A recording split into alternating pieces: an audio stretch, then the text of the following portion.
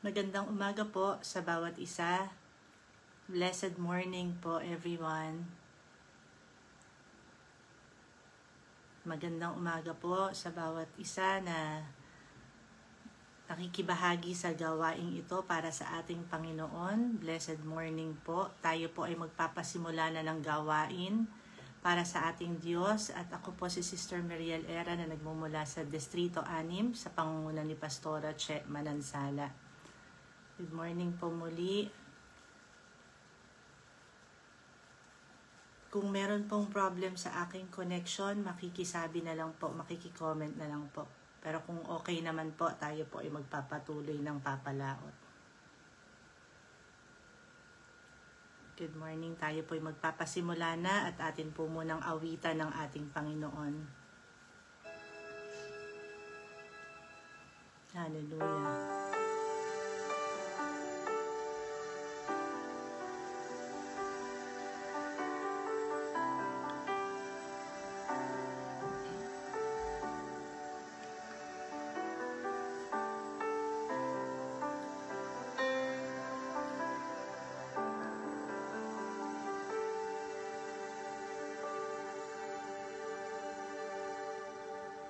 Puso ko'y iyong sinisiyasat,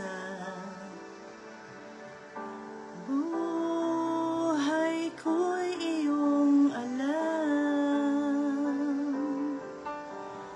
ang lahat kong lihim, O Yahweh, ay tiyak mo ngang nalalaman.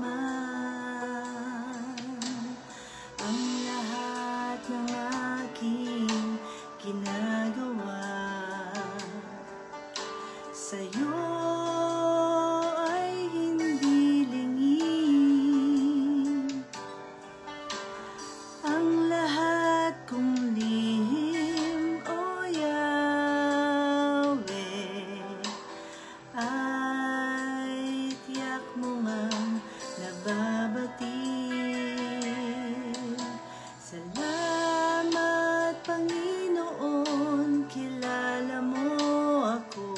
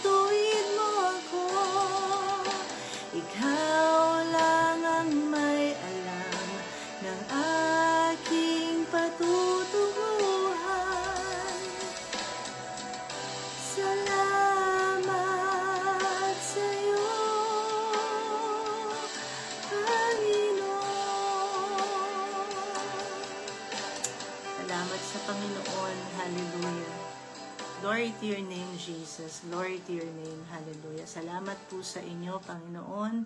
Purihin po kayo at sambahin ang inyong pangalan, Panginoong Diyos. Sa umagang ito, aming Ama, aming Diyos, kami po ay nagpapalinis sa inyo. Ano man ang bahid karumihan na susumpungan nyo sa amin, Panginoon, anumang kasalanan ang aming nagawa, hayag man o tago, Panginoon, kami po ay humihingi ng kapatawaran. Pakalinisin nyo nga po kami ng inyong banal na dugo, Panginoon. Kami po ay hindi karapat-dapat, ngunit dahil sa inyong biyaya, kami po ay pinagiging dapat ninyo. Marami pong salamat sa inyo, O Diyos. Lukuban nyo po kami ng inyong banal na spirito sa umagang ito. Samahan po ninyo kami, Panginoon. At kayo lamang ang mahihayag. Purong salita niyo lamang ang marinig, Panginoon, at maihayag sa umagang ito. Itago niyo po ako sa inyong banal na likuran, Panginoon, at tanging ang glory, Panginoon, ay sa inyo lamang. Ito po ang aming samot panalangin, Panginoon, na may pananampalataya sa pangalan ni Jesus. Amen. Amen. Glory to God. Good morning po muli sa bawat isang kapatid na naririto sa gawain para sa ating Diyos. Tayo po ay magpapasimula na ng ating gawain. Muli po ako po ay nagmumula sa Distrito 6 sa District 6 po sa pangunguna ni Pastora Chet Manansala. Kung maari po kayo makipagbukas sa akin sa aklat ng 2 Timoteo 2:23 hanggang 24. 2 Timothy chapter 2 verses 23 to 24.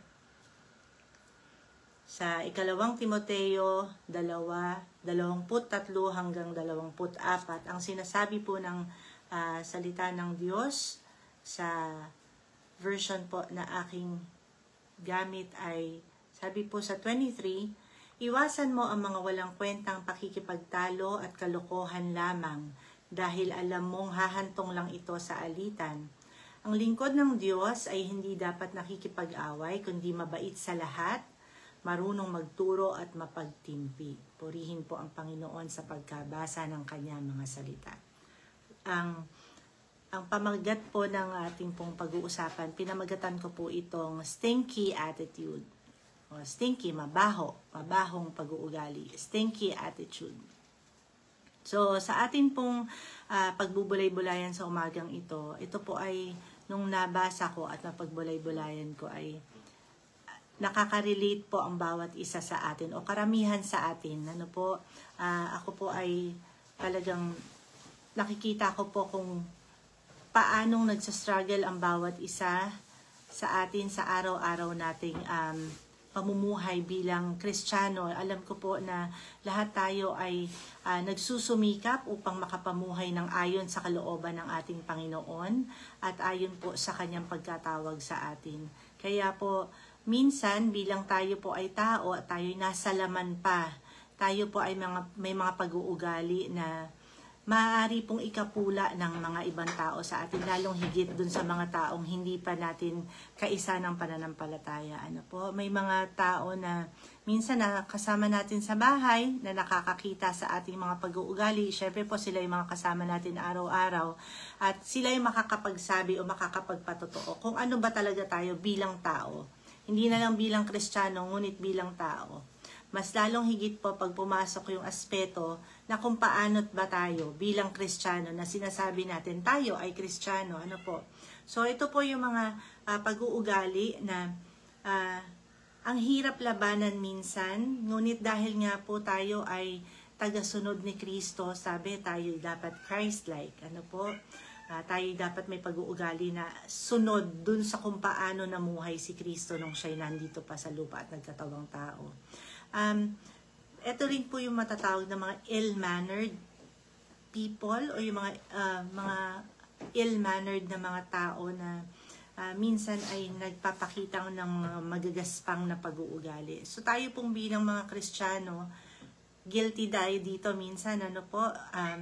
Alam ko po ang bawat isa sa atin ay makaka-relate na, uy, teka lang, minsan andun po yung conviction na, ay, Kristiyano ko pero nag-react ako ng negatively, nag-react ako ng pangit, naging magaspang ako sa pakikitungo, na hindi ko napigil yung emosyon ko, tao lang naman ako, may mga ganun pa po tayo, dumadating sa atin na nagiging grumpy tayo sa ating mga pag-uugali o sa ating mga approach towards other people, Kasi nga po, iba-iba ang ating mga dahilan. Merong maaaring pagod tayo, we're exhausted with a lot of things that's been going on around us, especially now that it's Christmas season.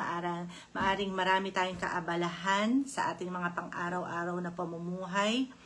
Meron tayong mga pag-aalala. We worry too much, yung mga anxiety natin, yung mga problems natin, yan, nagkukos din yan na maging magaspang ang ating pag-uugali.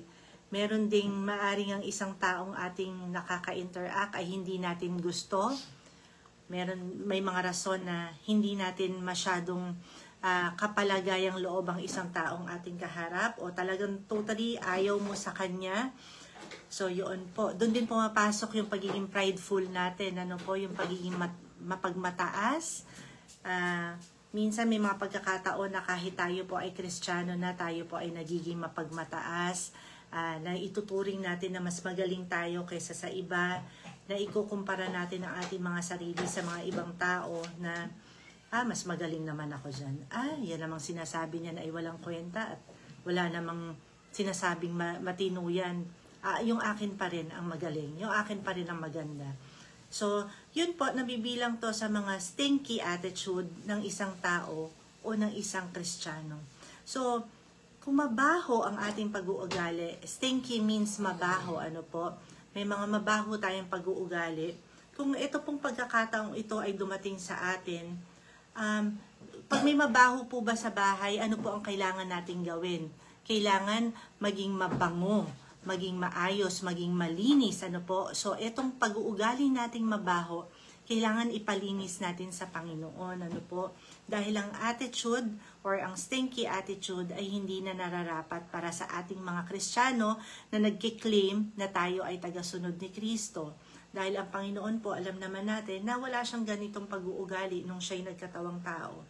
Hindi po naging prideful ang Panginoon, hindi siya naging mayabang, wala po siya ng mga ganitong pag-uugali. So kung tayo ay tagasunod ni Kristo, reminder po sa atin ng Panginoon ng salita ng Diyos na tayo po ay hindi nararapat mapabilang sa mga taong may ganitong pag-uugali. Yung mga stinky attitude o mabahong pag-uugali. So, isa pa rin pong rason kung bakit tayo nagkakaroon ng stinky attitude, yung nagko-conform tayo to the patterns of the world, yung umaayon tayo sa gawi ng mundo, na hindi natin dapat ginagawa dahil ito po ay hindi kalooban ng Panginoon sa atin. Ang sabi nga po, hindi na tayo taga rito, so dapat po tayo ay laging sumusunod sa kung ano yung landas na nais ng Panginoon para sa atin, kung ano yung nais ipagawa sa atin ng Panginoon, at hindi na tayo gumagaya o nakikiayon sa gawin ng mundo.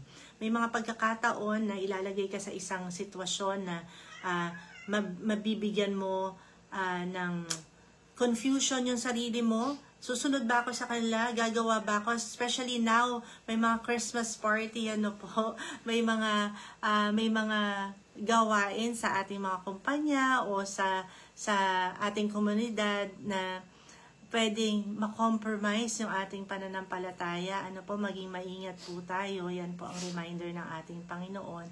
Maging maingat, maging mapanuri sa kung ano yung hain ng sanlibutan sa atin. Siyempre, sabi nga po, hindi naman maghahain ang kalaban ng isang pangit na bagay. Of course, it will come in a very enticing package. Yung ang dating po ng hain ng kaaway sa atin ay yung isang bagay na talagang ma-entice ka, mahahanga ka, ma-amaze ka. At siyempre, sa pamamagitan yon, igagrab mo yung mga pagkakataon na iyon. So, sa mga simpleng bagay po, kagaya ng mga Christmas party, syempre marami po dyan mga games, mga activities na hindi na naayon sa atin bilang mga Kristiyano. Ingatan po natin, kasi isa rin po ito sa matatawag na stinky attitude bilang isang Kristiyano. Hindi lamang sa mga pag-uugali, kundi maliban, including po yung mga ways natin, kasi pinapanood po tayo ng ating mga kasamahan, di ba po? So, ino-observe nila, ano ba itong taong ito na sinasabi niyang siya'y tagasunod ni Kristo, na siya ay laging nasa simbahan, linggo-linggo. Siya ba ay may maayos na pag-uugali? Siya ba ay totoong Kristiyano sa kanyang pag-uugali, sa kanyang pananalita? sa kanyang pakikitungo sa kanyang kapwa. Lahat po tayo ay guilty dito. Wala naman pong perfect sa atin, ano po. So lahat tayo, alam ko po may mga pagkakataon na dumarating sa atin na tayo po ay nagigilty o nako-compromise natin yung ating belief or yung ating paniniwala, ano po. So sa mga pagkakataong ganito, dapat lang na tayo laging maging matalino at lagi tayong magpasuri sa ating Panginoon, ano po. So pag may mga dumarating na pagkakataon na tayo po ay sinusubok at tayo hindi nakakapagpigil sa ating sarili, sa ating mga pag-uugali, sa mga bagay na ating mga ginagawa o mga salitang ating nabibitawan, lagi tayong lumapit sa ating Panginoon, ano po. So sabi sa binasa natin, iwasan daw natin ang pakikipagtalo, ang walang kwentang pakikipagtalo at kalokohan lamang. So, sa mga pagkakataon na tayo ay tinitest ng senaryo o ng sitwasyon sa ating buhay na makakapagsalita tayo ng hindi maganda laban sa ating kapwa at makakapagbitaw tayo ng mga masasakit na salita, isipin natin tong sinabing ito sa aklat ng Timoteo, ano po, na iwasan natin yung walang kwentang magtatalo. So, better na hindi na lang magsalita, hayaan natin na wala nang lumabas na salita sa ating bibig kung hindi rin lang ito makakatulong o makakaganda sa ating pagiging Kristiyano, ano po. So, dahil sabi ng salita ng Diyos, dahil alam mong hahantong lang ito sa alitan. So, hindi na tayo dapat nagsasalita. Natatandaan ko po ang laging sinasabi ng tatay ko noon, ng mga bata kami. No hear, no talk, no mistake. Ano po? So, no hear, no talk, no mistake. Nung bata ako, hindi ko po naiintindihan yung mga katagang yon. Ngunit nung ako po yung nagkakaedad na, na-realize ko, ayun pala yun. So, better not say anything kung hindi din lang makakabuti at makakadulot ng isang magandang bagay sa ating kapwa. Lalong higit kung makakasakit tayo, ano po, sa pamamagitan ng ating mga salitang bibitawan. So, meron din akong nabasa na yung haughty eyes, yung mapagmalaki na paningin, yung haughty, yung ganyan, yung mayabang, yung prideful na paningin sa ating kapwa, ano po, ayaw din po yun hindi din po ito nararapat para sa ating mga Kristiyano, yung prideful na paningin sa ating mga kapwa, ano po, kasi lumalabas doon na isa tayong mapagmataas, mayabang, hindi po ito kalooban ng ating Diyos para sa ating mga anak niya. So, iwasan natin yung pakikipagtalo, yung mga debate, yung mga negative comments towards other people, at syempre yung pagiging haughty, yung pagkakaroon ng haughty eyes o yung interpretation nito ay yung pagiging prideful or yung mayabang sa ating kapwa. Ano po? So, paano natin ito, ano bang dapat nating gawin bilang mga Kristiyano pag ito'y dumating sa atin, ang mga pagkakataong ito, na feeling natin, ay, ang baho ng ugali ko, ang pangit ng pag-uugali ko, napaka-stinky na attitude ko. So, ano bang dapat nating gawin pag ito'y dumating sa atin? At salamat sa Panginoon, ano po kung magkakaroon ng pagkakataon na ikaw mismo, marirealize mo sa sarili mo na pangit na pala yung pag-uugali mo. Salamat sa ating Panginoon dahil binibigyan niya tayo ng wisdom at ng discernment na ma-realize mo na ikaw mismo, ang pangit na ng ugali mo. Ano po? Salamat sa Panginoon. So, kung may mga pagkakataong ito, kailangan natin, ano ba ang kailangan sa mabaho? Siyempre, kumontra dito ay yung mabango. Ano po? So, kailangan natin ng mabangong samyo para sa ating Panginoon. At ano po ba yung mabangong samyong yun? Through prayer and through praises to our God. So, basahin po natin sa aklat ng Exodus, 30. Ano po, tingnan natin kung ano po ang ginawa ni Aaron, kung paano niya ito, kung paano ito inalhin tulad sa ginawa ni Aaron. Exodus 30, verse 7 to 8.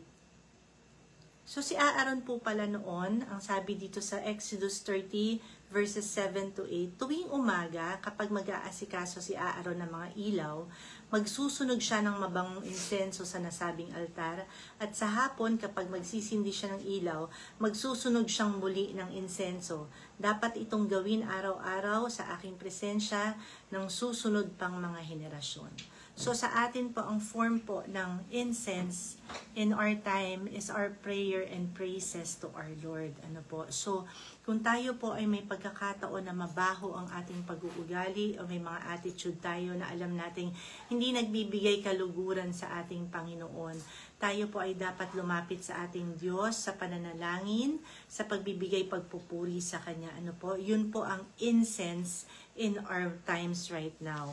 So sa pagkakataong ito, meron ding sinulat ang si Haring David sa aklat po ng mga awit, 141, Psalms 141 verse 2.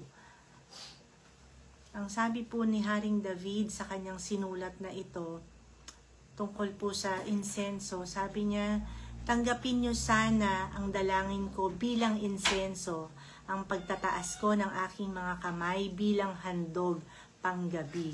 So purihin po ang ating Panginoon. Ano po? Talagang incense.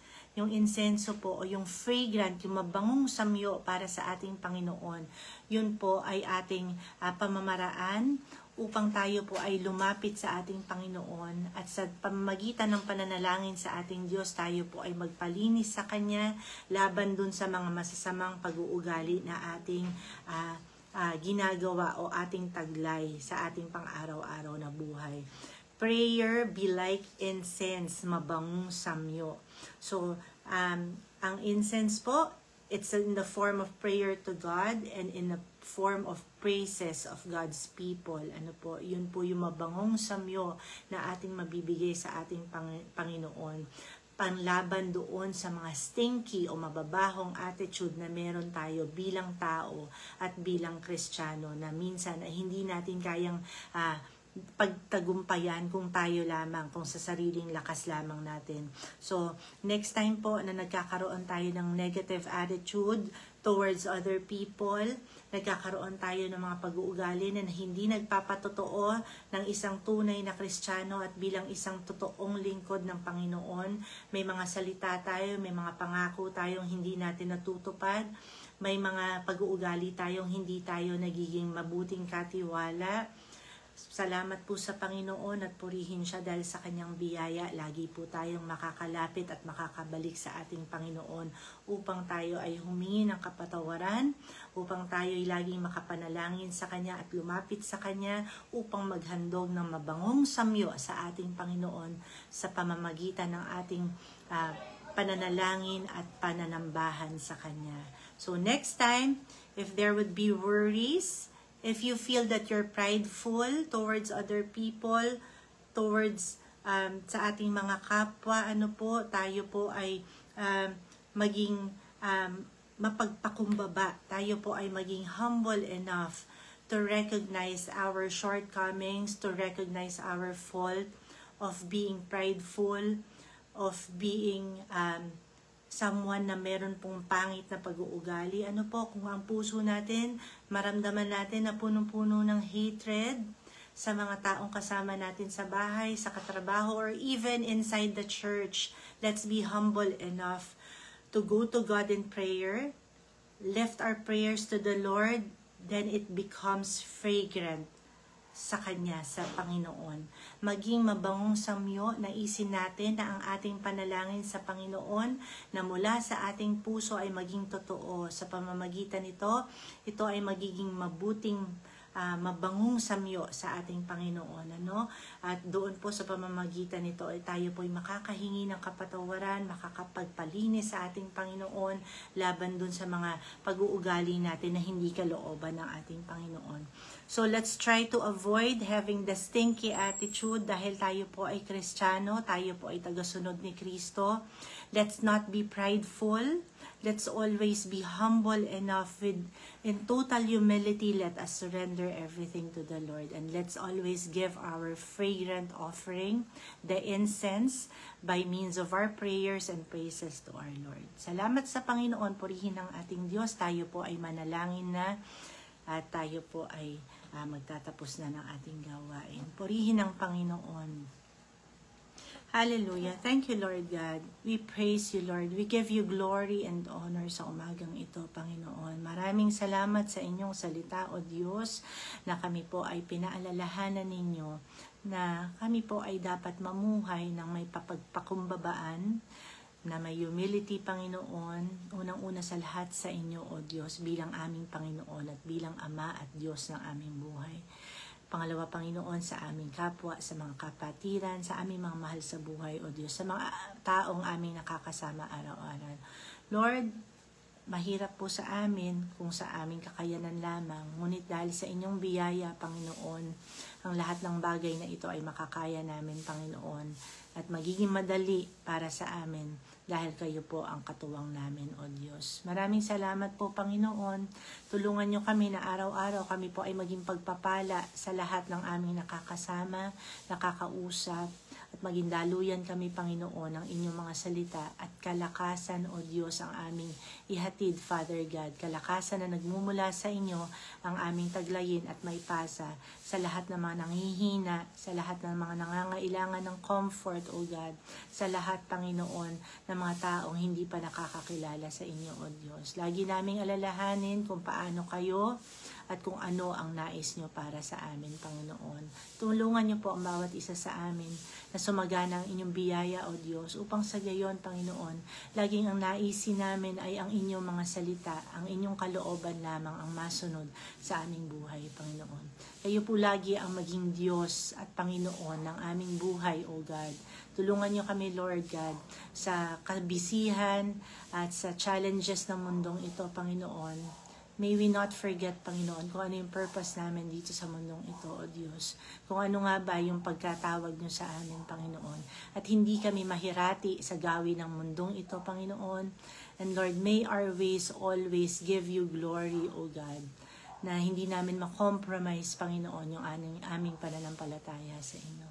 Salamat po, O Diyos. Pinapupurihan namin kayo at lagi po kaming grateful, Lord God, sa inyong mga salita na patuloy niyong pinaparinig sa amin at nagiging malinaw ang inyong tinig sa bawat isa sa amin. Ano man po ang nasa ng puso ng bawat isang anak ninyo na nakikibahagi at makikinig pa ng salita ninyo sa umagang ito, O Diyos, ay inyo po itong ibibigay ayon sa inyong kalooban at para lamang po sa inyong kaluwalhatian, Panginoon. Maraming salamat po sa inyo. Ano man po ang challenge na aming kaharapin, nagtitiwala kami, Lord, na magiging madali ito, Lord, dahil kayo po ang kasama namin sa bawat araw ng aming buhay. Maraming salamat, Panginoon. Pinapupurihan namin kayo, pinasasalamatan. Ingatan nyo nga po ang bawat isa sa amin, O Diyos. Ilayo nyo kami sa anumang disgrasya at kapahamakan, Panginoon. At lagi po, Father God, makita kayo sa buhay ng bawat isa sa amin. We give you glory and honor, Panginoon, and we thank you, Lord. Salamat po sa inyo, sa kabutihan ninyo, Panginoon. Pinagkakatiwala namin ang lahat ng aming alalahanin, ang lahat ng nasain ng aming puso, Panginoon, sa inyong mapagpalang kamay, Lord God. Mas alam niyo po anong mas mabuti sa amin, Panginoon. Salamat, O Diyos. Ito po ang aming samo at ang aming pananalangin ng may pasasalamat, Panginoon, at pananampalataya sa pangalan ni Jesus. Amen and amen. Salamat po sa bawat isa. Purihin po ang Panginoon. God bless po. To God be all the glory. Thank you po.